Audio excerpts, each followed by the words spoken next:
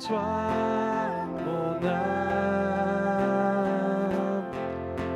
Voici l'aurore sort du sommeil.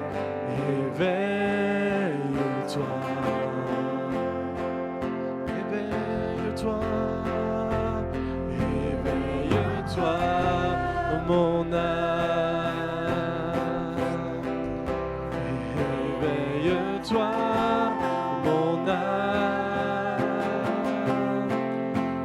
Après l'heure noire, renaît l'espoir. Éveille-toi.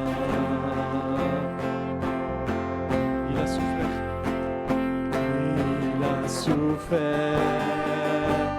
Il s'est livré, sacrifié, là sur le bois. Il a refait, il a payé, il t'a racheté. Éveille, tu n'es plus seul, tu n'es plus seul, mon âme. Tu es plus seul, mon âme.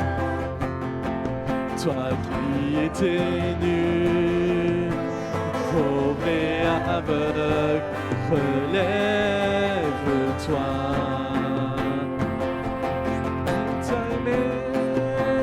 Il t'a aimé, mon âme, il t'a aimé.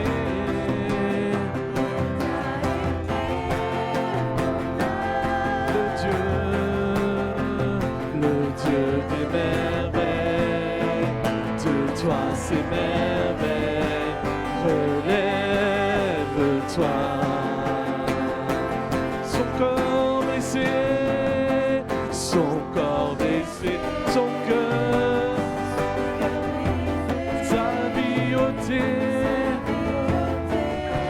donnée pour toi.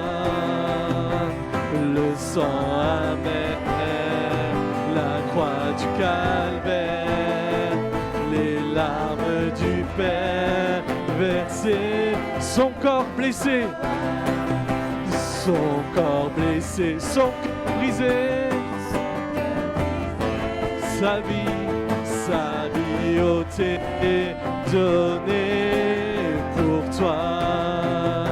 Le sang amer, la croix du calvaire, les larmes du Père, et hors des ténèbres, et hors des ténèbres, jaillit la lumière, tout est accompli, tu vis en moi, le tombeau désert, la pierre est roulée, Christ ressuscité, tu vis en... Et hors des ténèbres, jaillit. Oh, tout est accompli, tout est accompli, tu es vivant, tu vis en moi. Le tombeau désert, la pierre est roulée, Christ ressuscité, tu vis en moi. Éveille-toi, mon âme. Éveille-toi, mon âme. Viens à ses pieds, viens l'adorer. Éveille-toi, éveille-toi, éveille-toi, mon âme. Éveille-toi, mon âme. La mort a perdu, il a vaincu. Éveille-toi.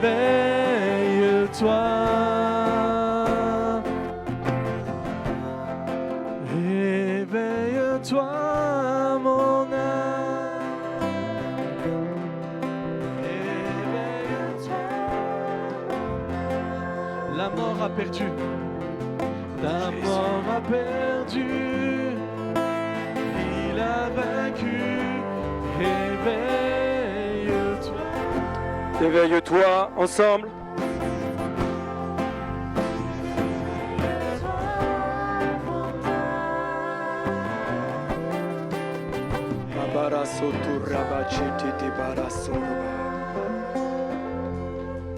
La mort a perdu.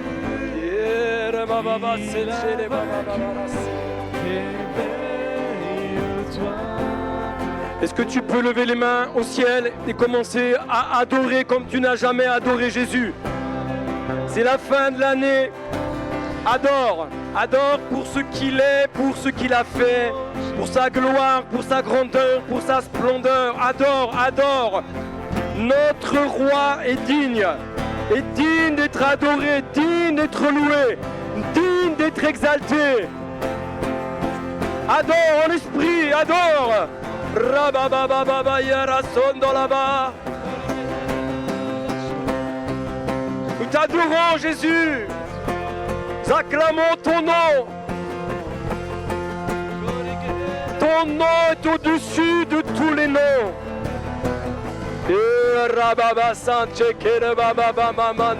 Adore, adore, adore, adore.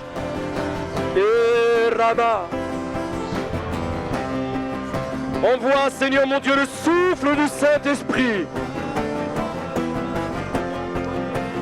Envoie le souffle de ta gloire.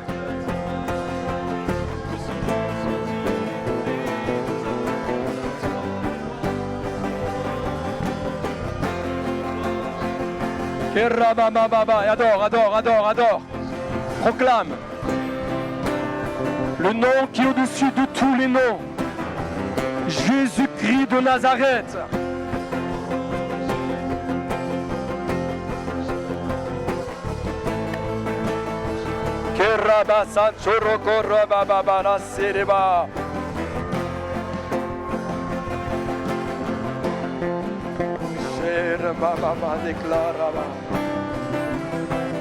Seigneur, nous sommes reconnaissants pour toutes les merveilles, pour toutes les grâces, Seigneur, auxquelles nous avons été les bénéficiaires. Seigneur, pour toutes les fois où tu es venu nous secourir, pour toutes les fois où tu es venu nous relever, pour toutes les fois où tu es venu, Seigneur, intervenir dans des situations parfois tellement compliquées. Seigneur, je te bénis. Je te bénis, Jésus. Je te loue, Seigneur, avec les anges. Je déclare et je proclame le nom de Jésus. Je proclame qu'en ton nom, Seigneur, Seigneur, ce qui est mort reprend vie. Je proclame qu'en ton nom, Seigneur, l'ennemi est terrassé, vaincu. Oh Jésus, Jésus, Jésus. Proclame le nom de Jésus, proclame le nom de Jésus. Proclame le nom de Jésus. Rabasa chekele babariala sotoroba.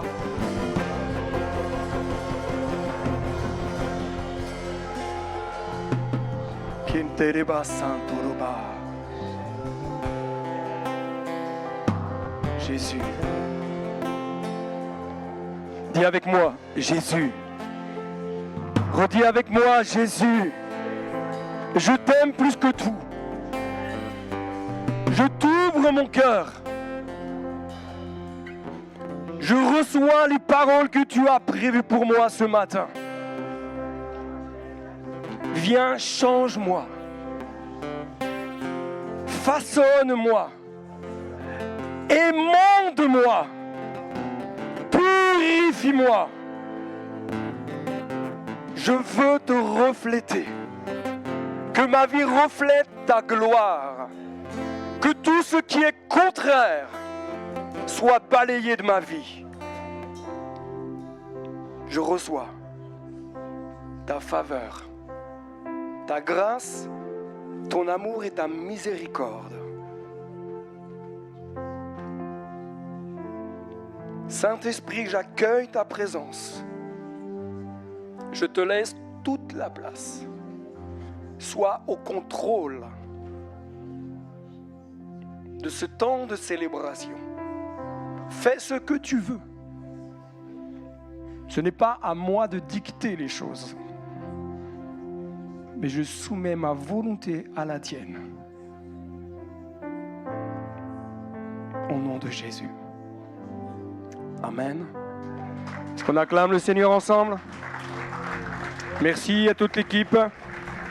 Merci pour vraiment ces super moments que nous avons passés dans la louange qui introduisent ce temps. Comment allez-vous? Ok. Vous êtes comme le temps dehors, vous êtes à moins 15? Vous êtes tout congelé? Est-ce que tu peux te tourner vers ton voisin et lui dire comment tu vas?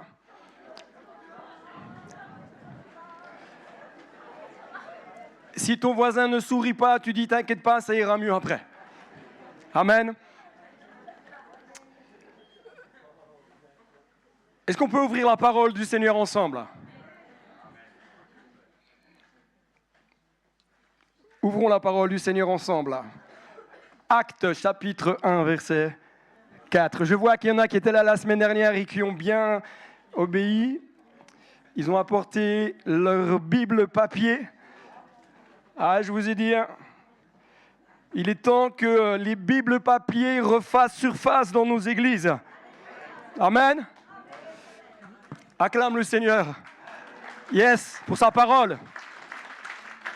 J'ai rien contre les Bibles numériques, comprenez-moi bien, j'en ai une dans mon téléphone, dans ma tablette, etc. Mais je pense que la parole de Dieu doit reprendre sa place pleinement. Actes chapitre 1, verset 4. Est-ce qu'il y a quelqu'un qui veut lire Actes chapitre 1, verset 4? Ça va me permettre de ne pas trop égosiller ma voix.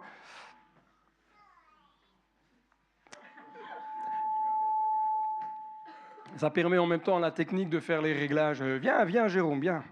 Viens Jérôme, parce que comme ça, autrement, on ne va pas entendre ta belle voix. Comme tu as une plus belle voix que la mienne. Viens, monte avec moi là. Après, tu traduiras en turc après.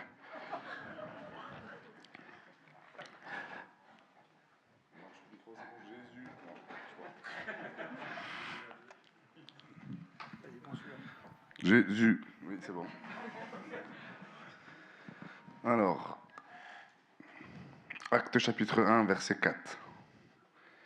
Comme il se trouvait avec eux, il leur recommanda de ne pas s'éloigner de Jérusalem, mais d'attendre de ce que le Père avait promis, ce que je vous ai annoncé, leur dit-il. Car Jean a baptisé d'eau, mais vous, dans peu de jours, vous serez baptisés du Saint-Esprit. Alors les apôtres réunis lui demandèrent: Seigneur, est-ce en ce temps que tu rétabliras le royaume d'Israël?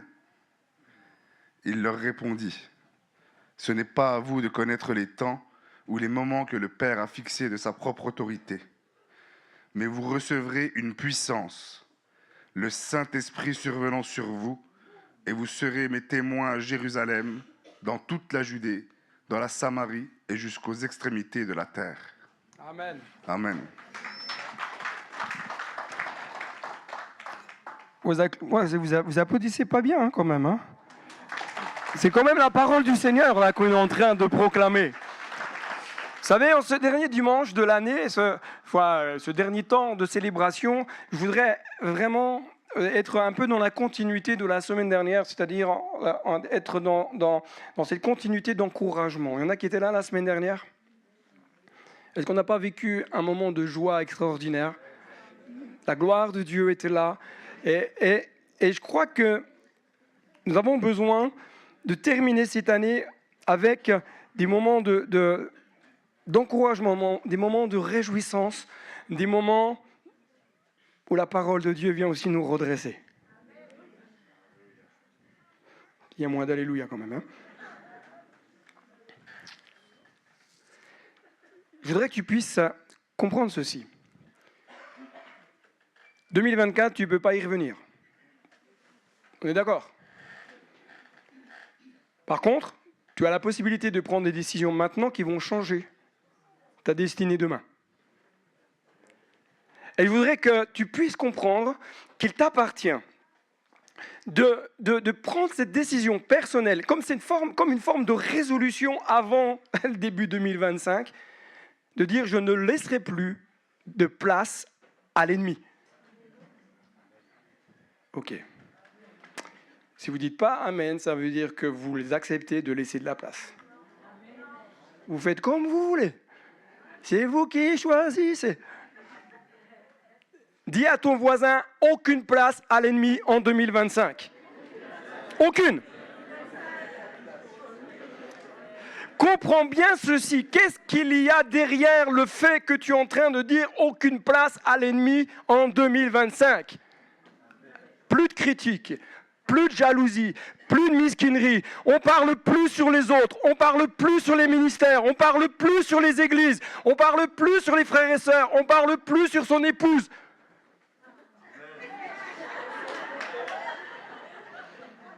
Les sœurs, vous auriez dû dire Amen, là. On parle plus sur son mari. Alléluia. Je voudrais vraiment vous encourager ce matin à simplement recevoir ce que Dieu a déposé sur mon cœur. Ce message a été préparé il y a plus de 2 semaines. En l'espace d'une journée, d'une nuit, j'ai fait 2 messages en même temps, coup sur coup. Du coup, j'ai dit, c'est cool, parce qu'après, je vais être tranquille. Mais ça ne se passe pas comme ça avec le Seigneur. Hein. Alors que je préparais ces moments, ces temps, ce message, il y a plusieurs semaines, en esprit, Dieu m'a montré des frères et sœurs de l'Église. En esprit. Et Dieu m'a demandé de prier pour ces personnes. Et j'ai dit, Seigneur, tu étends ta main sur ces personnes. Pourquoi ? Parce que beaucoup en 2024 ont connu des moments difficiles et ne se sont jamais plaints. Il y en a qui se plaignent alors qu'ils vivent jamais de galère. Par contre, il y en a qui vivent des galères et qui ne se plaignent pas. Ton doigt vers ton voisin dit, est-ce que c'est toi ? Beaucoup de personnes ont été dans la souffrance et n'en ont jamais parlé. Des souffrances silencieuses. Ces moments où tu souffres en silence, où tu es seul à la maison dans ta chambre et tu pleures. Tu pleures sur ta condition, tu pleures sur ta situation, tu pleures sur ta misère et personne ne sait tout ça. Mais il y a dans le ciel un Dieu qui entend la voix de tes larmes. Dis à ton voisin, il entend la voix de tes larmes. Parce que chaque larme qui ont coulé de tes joues était une prière qui montait au ciel. Chaque larme qui coulait de tes joues était une supplication qui montait au ciel en disant « Seigneur, fais quelque chose dans ma vie ». L'année 2024 touche à sa fin, on est d'accord, hein ? En outre, nous avons la possibilité aujourd'hui de prendre une décision pour que 2025 soit complètement différent de 2024. Ah, tu peux dire, ah ouais, c'est bon. Tu peux continuer 2025 avec les mêmes râlages que tu fais depuis des années. Tu peux, tu as le droit. Ça, c'est ton problème, ce n'est pas le mien. Tu peux accepter de continuer de vivre la souffrance, de vivre la misère, de vivre même de la misère financière en 2025. Tu as le droit, c'est ton problème. Mais dans les cieux, j'ai un Dieu qui pourvoit à tous mes besoins. J'ai dans le ciel un Dieu qui a tout fait pour que je puisse vivre libre, heureux, avec des biens financiers, avec des biens matériels. Je ne parle pas de cette doctrine de la prospérité. Ça n'a rien à voir. Ne me faites pas dire ce que je ne dis pas, parce que là, j'entends déjà des personnes qui disent « ça y est, il est en train de débloquer ». Ah, mais je le dis parce que je l'entends. Ça n'a rien à voir avec la prospérité. D'ailleurs, la parole de Dieu nous parle de prospérité. Abraham avait des biens. Abraham était riche et pourtant il était l'élu de Dieu. C'était un homme choisi et il avait des biens. Lot avait des biens.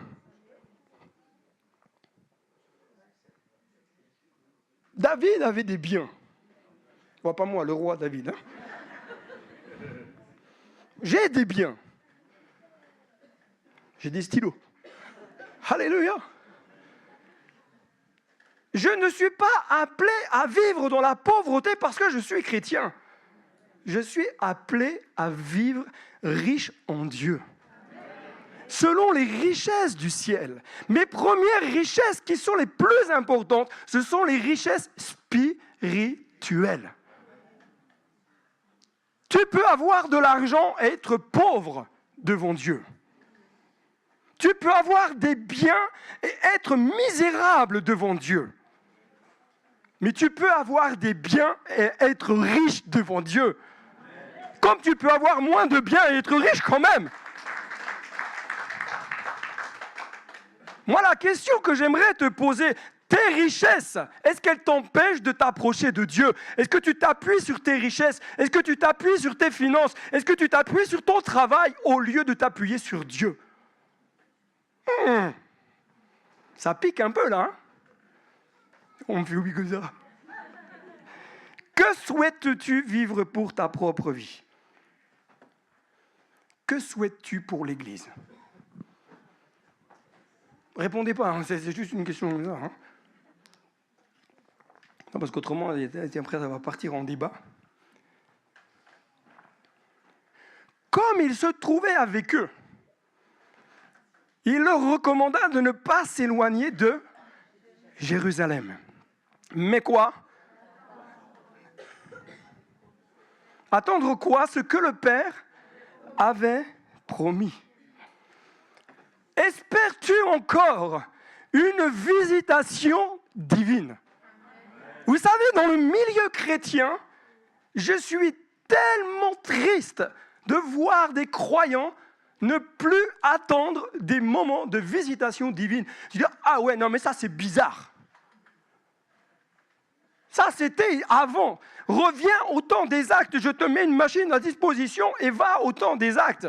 Et tu verras que les apôtres vivaient des moments de visitation divine régulièrement.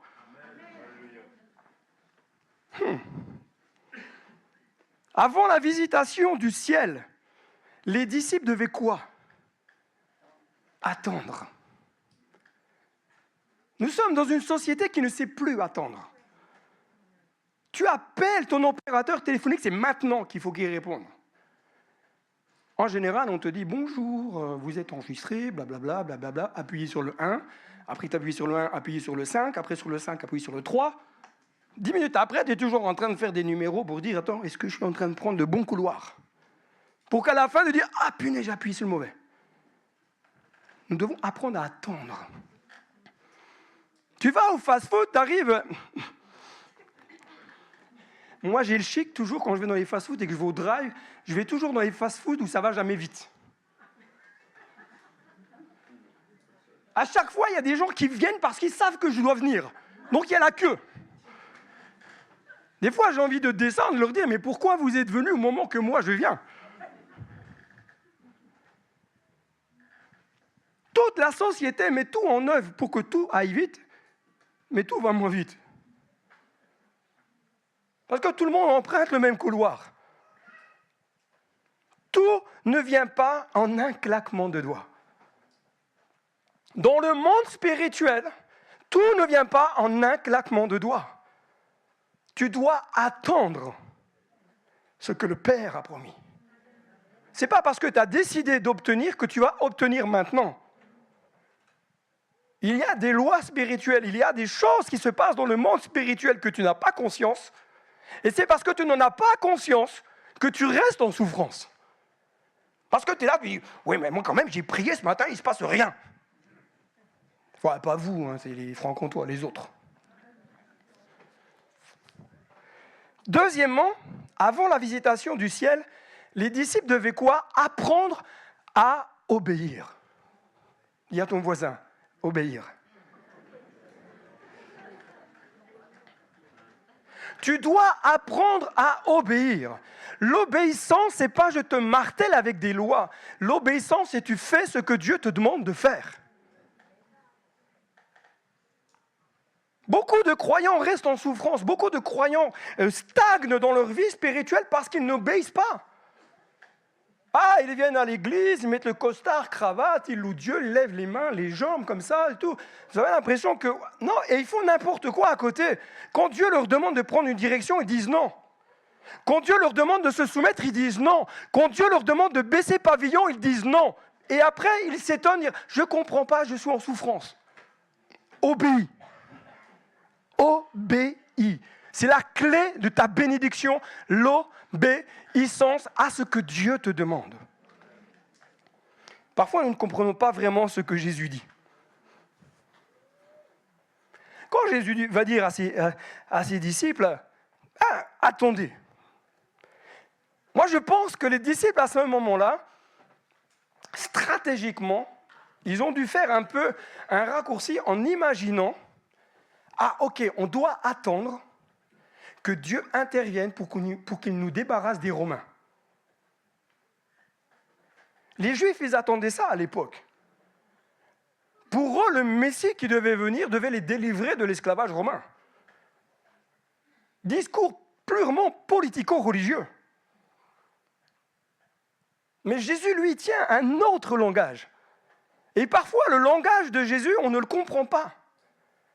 On lit les textes, on les prend d'une manière littérale, et on ne comprend pas véritablement le sens, et du coup, on fait fausse route. Comme on est dans une mauvaise compréhension de ce que Jésus dit, on passe à côté de ce que Jésus veut faire. Acte 1:8. Mais vous recevrez une quoi? Puissance. Le Saint-Esprit survenant sur vous, et vous serez mes témoins à Jérusalem, dans toute la Judée, dans la Samarie, et jusqu'aux extrémités de la terre. Mais, la Bible est très claire, elle dit ici « mais ». Il y a un « mais ». Un événement marquant doit venir changer ta vie, mais il y a un « mais ». Ta vie ne peut pas changer s'il n'y a pas la puissance.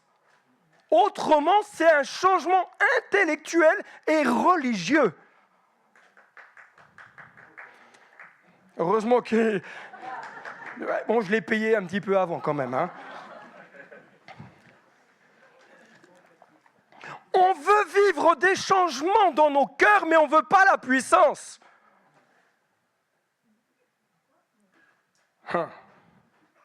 On veut des changements dans nos foyers, mais on ne comprend pas ce que c'est que la puissance. La puissance, c'est pas faire... C'est pas ça, hein. La puissance, c'est le dynamisme. C'est cette puissance intérieure qui va te donner la force, le courage de tenir ferme face au péché, de tenir ferme face à l'affliction, de tenir ferme face à l'oppression et qui va faire de toi un témoin. C'est ça la puissance. Jésus va dire quelque part, un autre moi va venir. Pendant des années, franchement, moi je n'avais pas compris tout ça.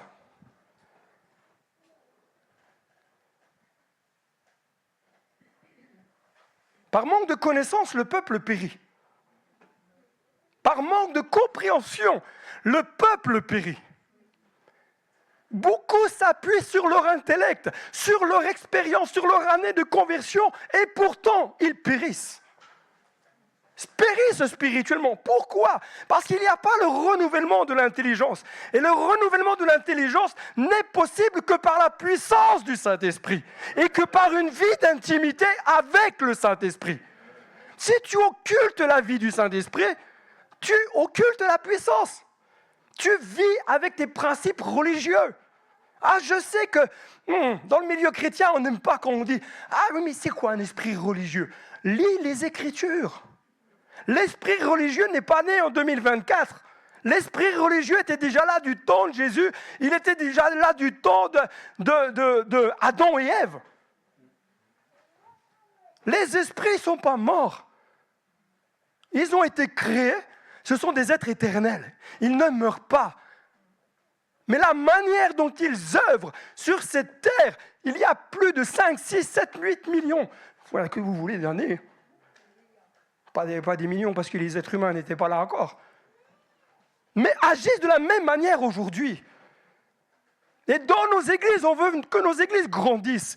On veut que nos églises prospèrent. On veut que nos églises portent du fruit sans la puissance. What? Ça ne marchera pas. Mais si tu laisses le dynamisme de Dieu se manifester, agir comme lui veut, alors là, ta vie va commencer à grandir d'une manière exponentielle. C'est vous qui serez mes témoins, va dire Jésus. Honnêtement, Jésus, il pourrait faire sans nous. On est d'accord? Honnêtement, qui nous sommes, nous, êtres humains? Je pense que vous êtes constitués comme moi, plein d'imperfections. Jésus pourrait faire sans moi. Un jour, c'est ce que j'ai dit à une... J'étais à la faculté de théologie à Strasbourg, il y a quelques années. Et puis, on était en plein débat. Comme ça se fait beaucoup dans les facultés, d'ailleurs. Et je dis à une dame de confession protestante,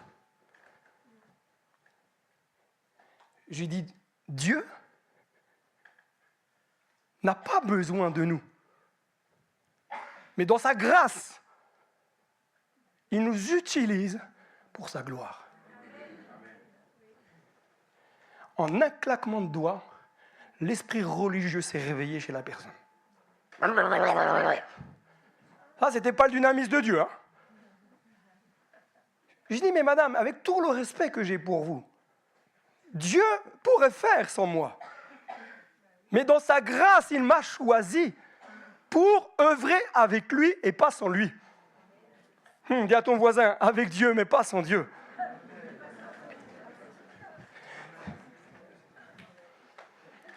Il est important de rappeler cette promesse particulière. Beaucoup vont dire, oui, mais on n'arrête pas de l'entendre, ou ceci. Mais il est important, il y a des textes, il est important d'y revenir. Ce sont comme des piqûres de rappel. Vous savez, comme vous devez vous faire vacciner contre le tétanos, contre le thanos, contre ce que vous voulez, d'accord ? Vous avez besoin de recevoir des piqûres spirituelles qui vont vous dire, hey, attends, obéis et tu reçois la puissance. Pour être un témoin, pas pour faire comme ça. Cette vie de l'esprit avec Dieu n'est pas là pour qu'on puisse se gargariser et dire « c'est nous les meilleurs ». Vous savez ce qui fait du tort à l'évangile, ce sont tous les mystiques. J'espère qu'il n'y a pas trop de mystiques parmi nous ce matin. On n'est pas en plein été, donc il n'y a pas de moustiques, ça va. Les mystiques, eux, ils font du tort à la véracité de la parole de Dieu. Parce qu'ils déséquilibrent tout. Alors que l'œuvre du Saint-Esprit m'amène dans l'équilibre de la parole. Lorsqu'on est déséquilibré, c'est nous qui sommes déséquilibrés, pas le Saint-Esprit. Le Saint-Esprit, lui, il est toujours bien clair, bien carré. Mais nous, êtres humains, parfois, il peut arriver qu'on fasse un peu des trucs bizarres, quoi. Mais ça, c'est le propre de l'être humain. Et le Saint-Esprit est là pour nous dire, attends là, ça ne va pas ce que tu fais. Ne jugez pas trop facilement quelqu'un qui peut-être un peu, des fois, fait des trucs un peu farfelus. Priez. Priez pour la personne pour que le Seigneur amène de la sagesse. Cet esprit est là pour nous amener dans une relation. Pour nous amener à ressentir toute la tendresse du Père. Vous aimez, vous, avec votre conjoint, avoir des moments de tendresse, des moments de qualité. Vous savez que ça fait partie des 5 langages de l'amour, hein, si vous ne savez pas. Des moments de qualité avec votre conjoint. Ça peut être autour d'un repas, une balade, autour d'un bon film bien équilibré, etc., etc. Mais je précise, hein. tu es dans ces moments de qualité, est-ce que tu n'aimes pas que ton conjoint te prenne dans ses bras et te dire « Ma chérie, je t'aime ». Ah. Je vais changer de message. Attendez, je prends dans mes notes, je vais retrouver un message sur le couple là. Chérie, t'es tellement précieuse à mes yeux. Je ne vous dis pas que je regarde. Hein. Mais ça va dans les deux sens. Hein. En tant qu'être humain, on aime ces moments de qualité. On aime ces moments de toucher. Si mon épouse, elle serait là, je la ferais montrer sur l'estrade. Comme elle n'est pas là, je ne la fais pas monter sur l'estrade. Mais il y a bien des fois, dans la semaine, on se dit « je t'aime ».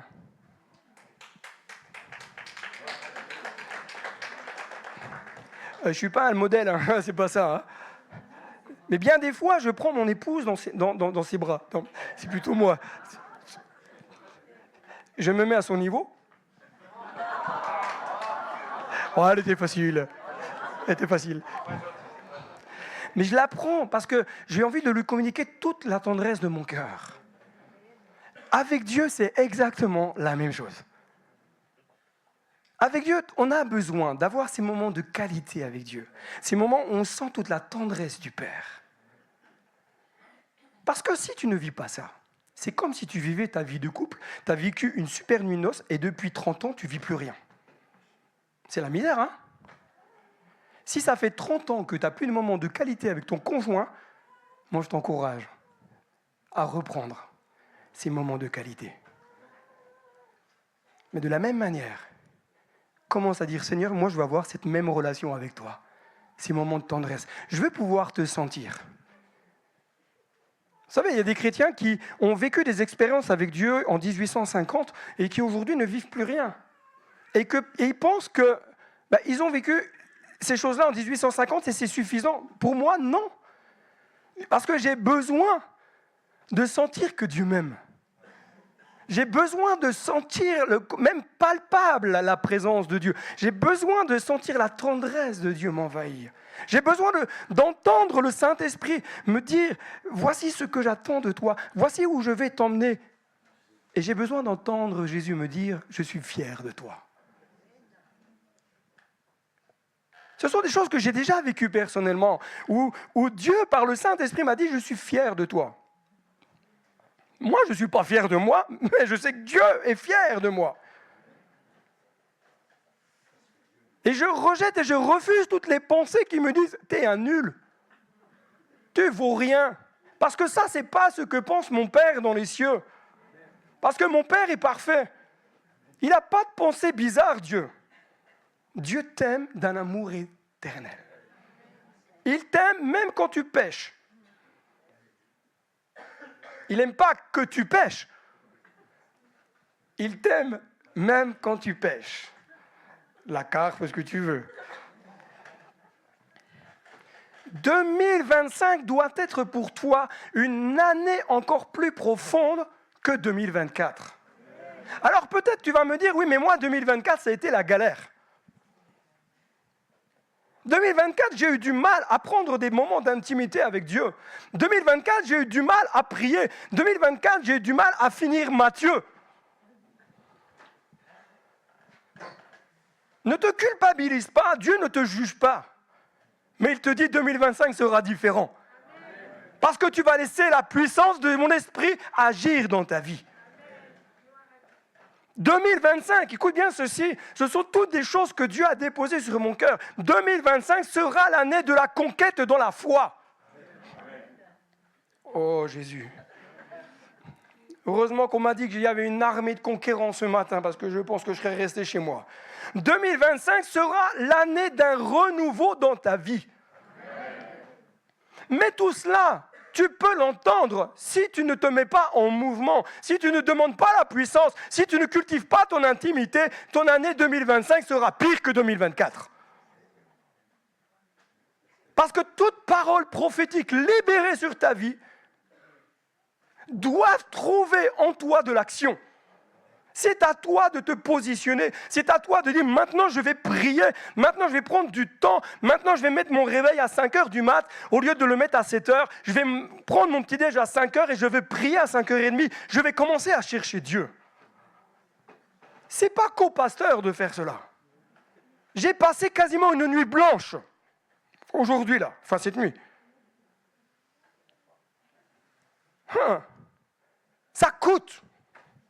Quand Dieu te réveille, c'est qu'il te veut dans son intimité. Là, vous êtes content que ça soit le pasteur, hein? Ça coûte. Mes frères dans le ministère, ça va vous coûter. Si vous voulez progresser dans votre ministère, il va falloir payer le prix. Il va falloir payer le prix. Dis à ton voisin, paye le prix. Paye le prix. Il y a des choses qu'on veut vivre, mais on n'est pas prêt à payer le prix. Mais si on n'est pas prêt à payer le prix, on ne vivra pas les choses que Dieu a prévues.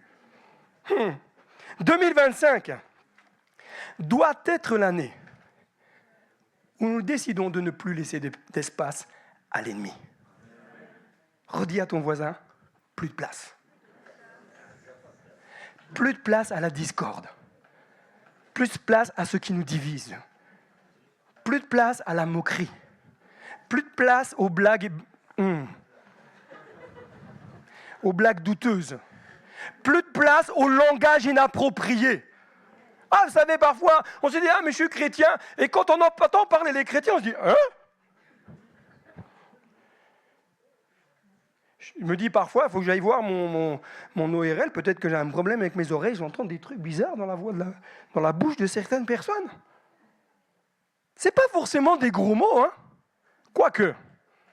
Quoique. Moi, j'ai déjà entendu des chrétiens dire des trucs, des fois, j'ai encore mal aux oreilles.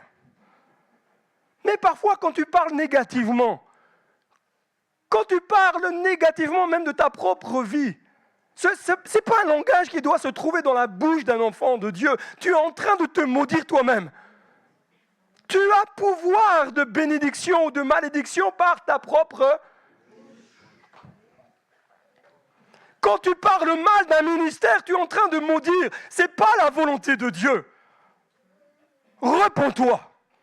Quand tu parles mal de ton conjoint, ce n'est pas la volonté de Dieu. Repens-toi et va demander pardon. Notre langage doit changer. C'est tellement plus facile de vivre dans une église où on ne nous dit rien. On nous caresse dans le sens du poil. Moi, je suis désolé, il n'y a pas de poil chez moi. Rasez tout. Le ministère pastoral a sa gratification, mais aussi ses moments de difficulté. Un ministère pastoral, c'est difficile parce qu'il doit dire les choses. On n'est pas populaire quand on est pasteur. De la même manière que Jésus n'a pas plu à tout le monde, je ne suis pas plus grand que Jésus, donc je ne plairai pas à tout le monde, donc je ne peux pas vous plaire à tous. Mais qu'importe, et tant pis pour les chaussures.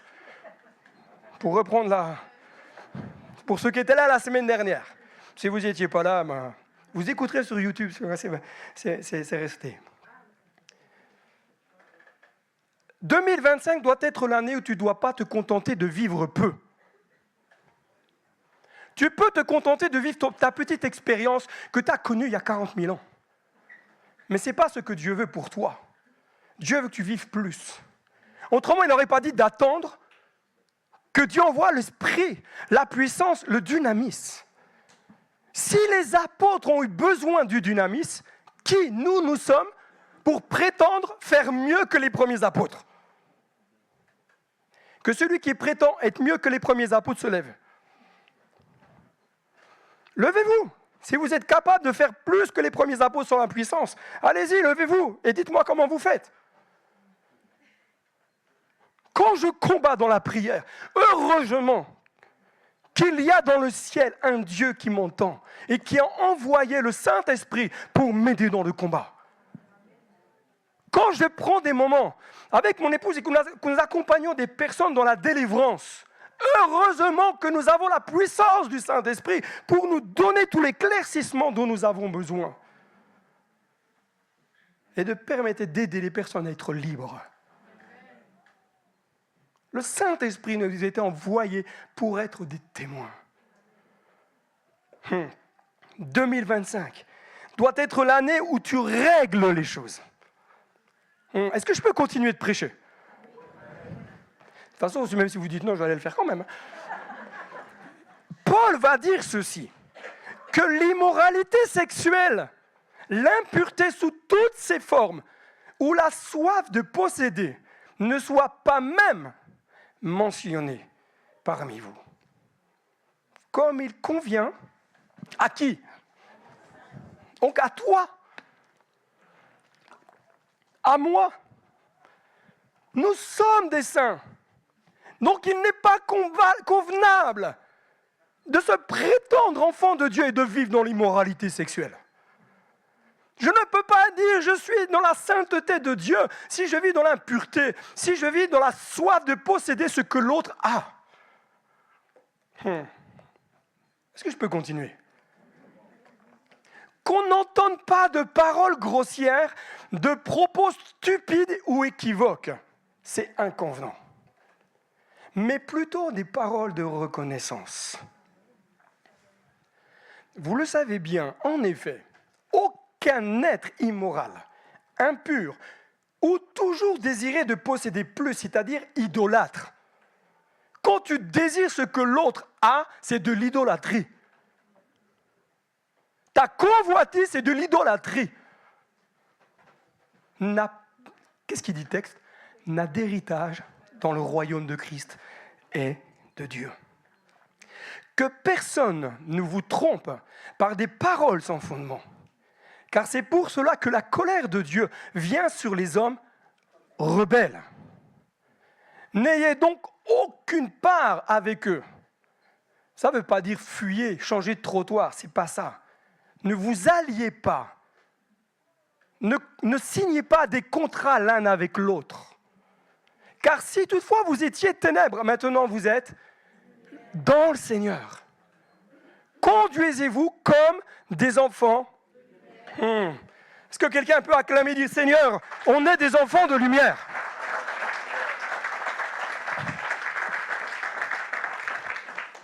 J'en suis même pas fini mon introduction. Galates, Paul il écrit à l'église de Galates, frères et sœurs. Bon, j'aimerais faire quelque chose. Est-ce qu'on peut se mettre debout? Parce qu'on parle à des frères et à des sœurs. Si personne se lève, s'il y en a qui ne se lèvent pas, c'est qu'ils ne savent pas s'ils sont un frère ou une sœur. Ça, c'est un autre débat. Positionne-toi. Frères et sœurs. C'est à quoi? À la liberté que vous avez été appelés. Vous n'êtes pas appelés à rester esclaves, prisonniers. Seulement, ne faites pas de cette liberté un prétexte pour suivre les désirs de votre propre... Vous savez, les croyants aujourd'hui, ils suivent leur nature propre et ils se prétendent chrétiens. Non! Tu ne peux pas suivre ta nature propre et prétendre suivre Dieu. Au contraire, soyez par amour serviteurs. Soyez serviteurs les uns les autres. En effet, toute la loi. Écoute bien ce que dit l'apôtre Paul. Toute la loi est accomplie dans cette seule parole. Tu aimeras ton prochain comme toi-même. Paul ne dit pas, tu dois accomplir la loi mosaïque. Tu dois observer les lois alimentaires. Il ne dit pas ça, il dit toute la loi est accomplie dans un seul commandement, d'aimer ton prochain comme toi-même. Mais, ça, Paul, il écrit à l'église de Galates. Il n'écrit pas à l'église de Besançon parce que ça ne nous concerne pas. Si vous vous mordez et vous dévorez les uns les autres, attention, dit Paul, vous finirez par vous détruire les uns les autres. Voici donc ce que je dis. Marchez par quoi? L'esprit. Et vous n'accomplirez pas les désirs de votre nature propre. En effet, la nature humaine a des désirs contraires à ceux de l'esprit. Et l'esprit a des désirs contraires à ceux de la nature humaine. Ils sont opposés. De sorte que vous ne pouvez pas faire ce que vous voudriez. Pouvez-vous vous rasseoir? De rien, frère. La parole de Dieu demeure. Elle ne change pas un iota, c'est-à-dire la plus petite lettre de l'alphabet grec, un iota. Même un iota n'a pas disparu de l'entièreté de la parole. Donc je ne peux pas faire comme si ces textes n'existaient pas. Tu peux lire toute la Bible sauf ces textes-là si tu veux. Mais c'est-à-dire que tu retranches des choses. Parce qu'il y a des choses qui te dérangent. L'objectif n'est pas de se flageller, mais de se laisser convaincre par le Saint-Esprit. Parce que c'est le Saint-Esprit qui convainc nos cœurs. C'est le Saint-Esprit qui va dire dans nos vies intérieures, ça doit changer. Moi, il y a des fois, il y a des choses qui remontent en surface que j'ai oubliées complètement. Il n'y a que le Saint-Esprit qui sait tout ça. Parce que mon esprit et le Saint-Esprit sont un. Et le Saint-Esprit en moi a cette possibilité de faire cette œuvre, de mettre en lumière ce qui doit changer. Parce que je veux qu'en 2025, je sois différent de 2024. Normalement, vous auriez tout dit oui, amen, comme ça vous serez moins embêtés peut-être. Écoutez bien ceci. Je ne peux pas prétendre vivre une dimension du ciel si je vis d'une manière contraire aux Écritures. Tu ne peux pas me dire je vis une dimension de l'esprit si à côté tu vis dans l'immoralité. Si à côté tu vis...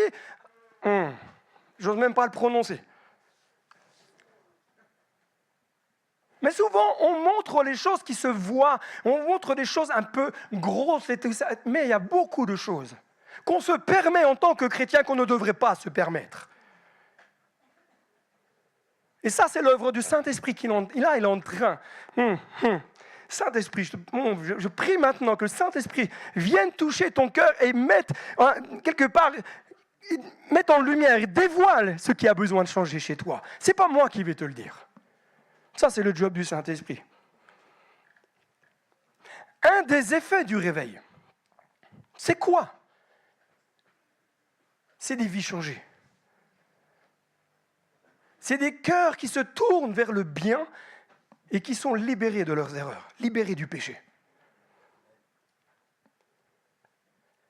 Quand on ne veut pas le réveil, c'est-à-dire qu'on ne veut pas changer. Mais quand on veut changer, on demande à l'esprit de réveil de faire son œuvre en nous. Et quand l'esprit de réveil agit en nous, il nous amène à changer. Il nous amène à régler les choses d'une manière profonde et non pas se voiler la face. Vous savez, c'est voiler les yeux, les oreilles, la bouche. Le Saint-Esprit, lorsqu'il commence à agir dans une église, dans des cœurs, il amène à transformation totale. Il règle les choses les unes après les autres avec la douceur du ciel. Parce que lorsque le Saint-Esprit agit, c'est jamais avec dureté, c'est toujours avec douceur. C'est cette douleur apaisante. Ça te fait mal au moment où le Saint-Esprit te révèle les choses, mais en même temps, lorsque tu l'acceptes, il y a un baume de douceur qui vient sur ta vie. En d'autres termes, le réveil conduit les cœurs à vivre dans la sainteté et la pureté. Si tu ne vis pas dans la sainteté et la pureté, tu ne peux pas dire « je vis l'esprit du réveil ». L'esprit du réveil t'amène à te séparer des choses qui sont contraires aux Écritures. Tu ne peux pas me dire « je vis l'esprit du réveil et je continue de regarder des films pornographiques ». Là, tu as une croix sur le buzzer, direct. Tu ne passes pas en finale. Là. Tu ne peux pas me dire, je vis l'esprit du réveil si tu critiques. Tu ne peux pas dire, je vis l'esprit du réveil si tu jalouses. Tu ne peux pas dire, je vis l'esprit du réveil si tu regardes la femme de ton voisin. Tu ne peux pas, ce n'est pas possible. Parce que l'esprit de réveil, c'est un esprit de sainteté. Et l'esprit de sainteté m'amène à vivre séparément des choses de ce monde. Il m'amène à faire du tri. Ouvre tes placards chez toi et regarde ce qu'il y a dans tes placards. Et demande au Saint-Esprit de te montrer ce qui n'a pas sa place. Eh bien, tu vas vite te rendre compte qu'on laisse avec le temps les années, des choses rentraient dans nos maisons qui ne devraient pas être dans nos maisons. Nous avons, avec mon épouse, et ça c'est un choix complètement personnel. Je ne vais vous pas dire quoi, je ne vais vous pas dire combien, mais on avait un placard, enfin on a toujours le placard. On n'a pas bazardé le placard, on a gardé le placard. Enfin, c'est une bonnetière. Dans cette bonnetière-là se cachaient beaucoup de choses. Avec le temps, on avait banalisé certaines choses. Bon, c'est pas si grave. Tu sais, c'est comme quand tu regardes Netflix et tu dis « Ah, c'est pas si grave ». À partir du moment où tu dis « Ah, c'est pas si grave », c'est que c'est grave. Et là, dans cette bonnetière, il y avait toutes sortes de choses qui étaient là, qui ne devraient pas être là. Et à un moment donné, le Saint-Esprit nous a dit « Papa, tout ça. » Ça coûte quand même des sous, hein? Ça coûte, le réveil, ça coûte. Ça coûte. Il y a des choses que Dieu va te montrer, ça va coûter. Mais si tu veux vivre une vie de plénitude avec Dieu, il va falloir commencer à te séparer de ce que Dieu te montre. Ne bazarde pas tout chez toi, c'est pas ça. Hein, ne vis pas juste avec une table et 4 chaises et 3 couverts et ça va aller. Non, c'est pas ça. Mais dis, Saint-Esprit, qu'est-ce qu'il y a chez moi qui ne devrait pas y être? Et si tu es vrai avec Dieu, et je suis sûr que tu viendras me revoir, tu me diras, ah pasteur, il y a plein de trucs que Dieu m'a montrés, c'est incroyable. Et j'en découvre encore des fois même dans ma propre vie. Au bout de plus de 30 ans de conversion, des choses que Dieu met en lumière, des fois j'ai des trucs que je ne me rappelle même pas. Et là, je m'humilie devant Dieu, je demande pardon, je prie, je me défais spirituellement de toutes ces choses. Et gloire à Dieu, je repars plus libre qu'avant. Parce qu'un mauvais esprit, il est toujours mieux dehors que dedans. Hein. Mais pour ceux qui pensent qu'on n'a pas de mauvais esprit, on nous relisait les évangiles. Hein. Relisez les évangiles.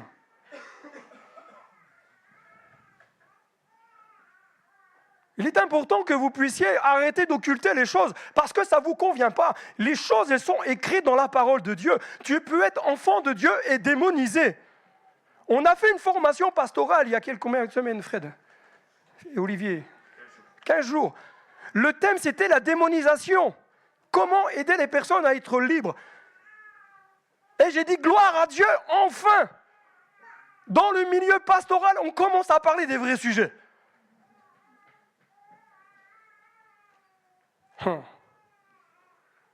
Si les pasteurs ont besoin de réaliser ça, les enfants de Dieu aussi. On peut traîner des casseroles. C'est pas juste Mariette là. Hein. On traîne des casseroles qu'on ne devrait pas traîner. Mais avec Jésus, tu peux être libre. C'est ça la bonne nouvelle. Est-ce que je peux commencer à prêcher? Je crois que là où l'Esprit de Dieu, là est la liberté. Mais le fruit de l'Esprit, c'est l'amour, la paix, la joie. Vous connaissez ce texte-là, Galates 5, 22. Vous le relirez à la maison. Éphésiens 5, 9, 11. Le fruit de l'Esprit consiste en effet en toute forme de bonté, de justice et de vérité. Discerner ce qui est agréable au Seigneur et ne participer pas aux œuvres stériles des ténèbres, mais plutôt démasquer-les. Je suis obligé d'aller à la fin du message, je n'en suis même pas à la moitié. Là où l'Esprit de Dieu agit.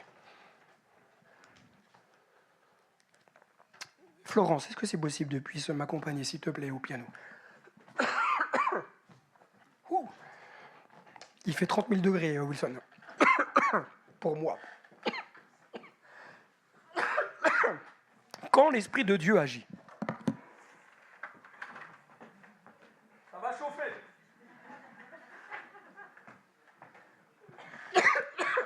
Pardon. Je vais avoir du mal là. Quand l'Esprit de Dieu agit. Dis à ton voisin, quand l'Esprit de Dieu agit.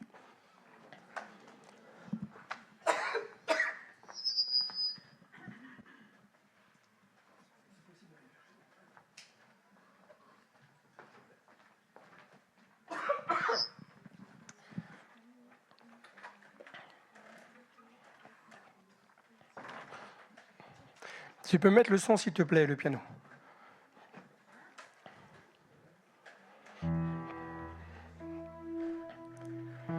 Quand l'Esprit de Dieu agit, le miraculeux prend place. Les cœurs vont commencer à se repentir de leurs péchés, les cœurs vont changer, etc., etc. Mais c'est pas là que je voulais aller. C'est ici. Ah, merci mon frère. Je devrais avoir un sac à dos avec un truc là. Être sur un poteau. Quand l'Esprit de Dieu agit, le miraculeux prend place. Parce que tu t'opposes au miraculeux, le miraculeux ne peut pas prendre de place dans ta vie. Et après tu vas dire, mais c'est les autres. Non, c'est toi le problème. Parce que tu ne laisses pas l'Esprit de Dieu agir. Acte 3, versets 7 et 8. Je vous ai mis toutes les références exprès pour vous montrer et étayer les choses bibliquement. J'ai juste rebalayé quelques versets du livre des Actes. Quand l'Esprit de Dieu agit, la louange envahit la maison de Dieu. Cet homme qui va être guéri, ce paralytique, quand il va rentrer dans la maison de Dieu, qu'est-ce qu'il va faire? Il va sauter et louer Dieu. Bande d'occidentaux, apprenez à louer Dieu vraiment. Ne critique pas si quelqu'un danse. Ne critique pas si quelqu'un utilise une bannière. Ne critique pas si quelqu'un se met à genoux. Toi, loue. Parce que si tu vois ces choses-là, c'est que tu n'es pas en train de louer. Quand l'Esprit de Dieu prend place, la croissance commence à se mettre en place. Tout d'abord dans notre vie, mais après dans l'Église. De 120 qu'ils étaient dans la chambre haute, ils sont passés à combien?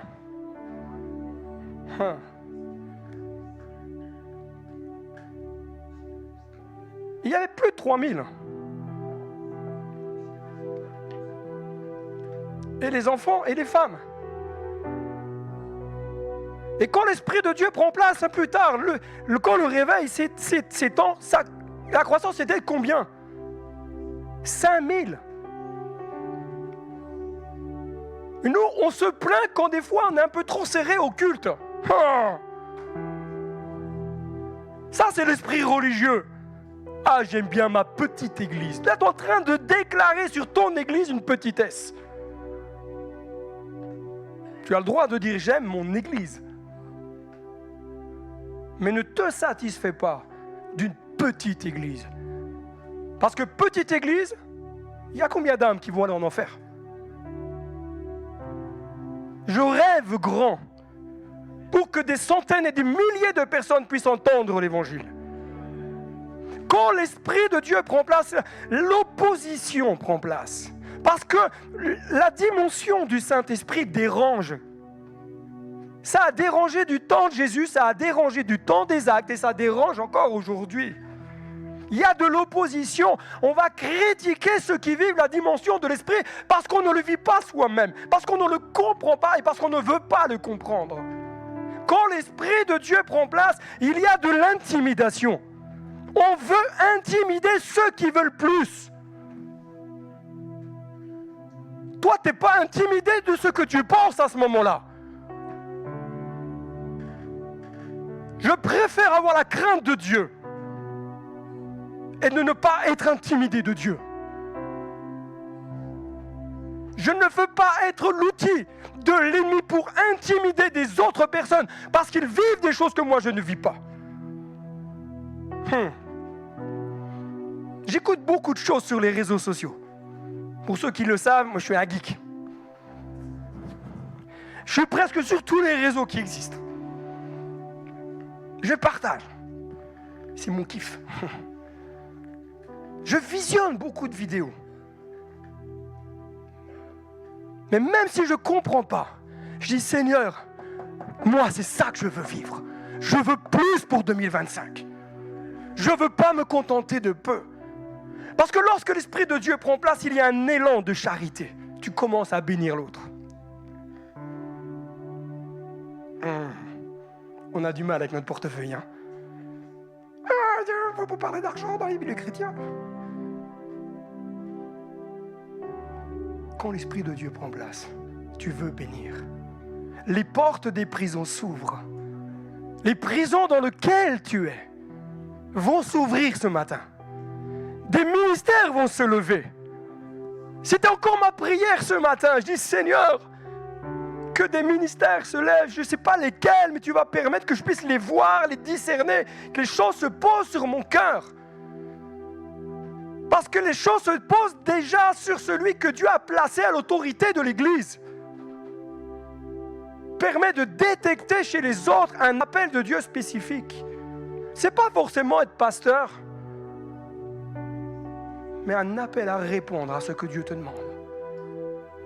Lorsque l'Esprit de Dieu prend place, les cœurs sont baptisés du Saint-Esprit. Dis à ton voisin, le feu du Saint-Esprit. Les morts ressuscitent. Il y a les morts physiques, mais il y a aussi les morts spirituelles. J'ai vu une vidéo dernièrement, un homme prie pour une personne, la personne est morte. Il est là, il prie, il garde le calme. Moi j'aurais déjà trouillé, fait le 112, le 25, le 26, je ne sais pas, tous les numéros possibles. Commence à prier et la personne ressuscite. Quand l'Esprit de Dieu agit, les morts ressuscitent. Ce n'est pas uniquement dans la Bible ou uniquement dans les autres pays. La France a besoin de revoir la manifestation de Dieu, de voir des guérisons, de voir des délivrances, de voir des morts ressuscités. Quand l'Esprit de Dieu agit, Dieu parle par des visions et des extases. Ah. Un jour on m'a dit, les extases, c'est quoi ça? Lis Acte 10. Dieu n'a pas changé. Je ne dis pas qu'il faut rechercher l'extase. Power. Mais on doit rechercher le Dieu éternel. Notre cœur doit s'attacher à Dieu et dire, Seigneur, qu'est-ce que tu veux me dire? Et si Dieu veut te parler par une vision, qu'il te parle par une vision. Parce que Joël 2, Joël 2 a trouvé son accomplissement en Acte 2, mais trouve encore son accomplissement aujourd'hui. Vos jeunes gens auront des visions. Oh, les jeunes gens là, est-ce que Dieu vous parle par des visions? Vos vieillards auront des songes. Moi, je me situe entre les deux. J'ai fait un mix entre la vision et le songe. Lorsque l'Esprit de Dieu agit, les églises se fortifient et augmentent, et le Seigneur fait des choses extraordinaires. Est-ce que ce n'est pas ça que vous voulez? Est-ce que vous voulez vous contenter de peu, se dire « Ah, mais moi, c'était mieux en 2024. J'ai galéré, j'ai prié pour plein de choses, et si jamais rien passé, ben j'espère que 2025, ça sera pareil. » Si c'est ta prière, lève-toi. Mais si ta prière, c'est dire, Seigneur, moi je veux laisser de la place à ton œuvre, à ton action. Je veux te laisser davantage d'espace dans ma vie. Si c'est ta prière, si c'est ton désir, lève-toi. Lève-toi. Il est temps que nous passions à la vitesse supérieure. Dis à ton voisin, on va passer une autre vitesse. On veut une église où il y a la vie de Dieu. Moi, je ne veux pas une église où il ne se passe rien. Je ne veux pas d'une église où je ne vois plus de conversion. Je ne veux pas d'une église où les cœurs ne changent pas. Je ne veux pas d'une église où il y a de la discorde, où il y a de l'animosité, où on se critique. Ça n'a pas sa place dans l'église. Moi, je veux d'une église qui marche dans la sainteté, qui vit dans l'obéissance de la parole, qui accomplit ce à quoi elle est destinée. Mais il est temps de prendre une position. Tu ne peux pas vivre ce que Dieu a prévu pour toi si tu ne donnes pas ton cœur et ta vie entièrement à Jésus.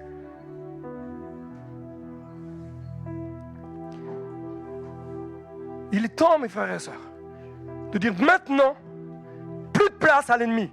Ma religiosité dehors. Exit. Level number 2. On passe au deuxième level. Est-ce qu'on peut couper le live, s'il te plaît?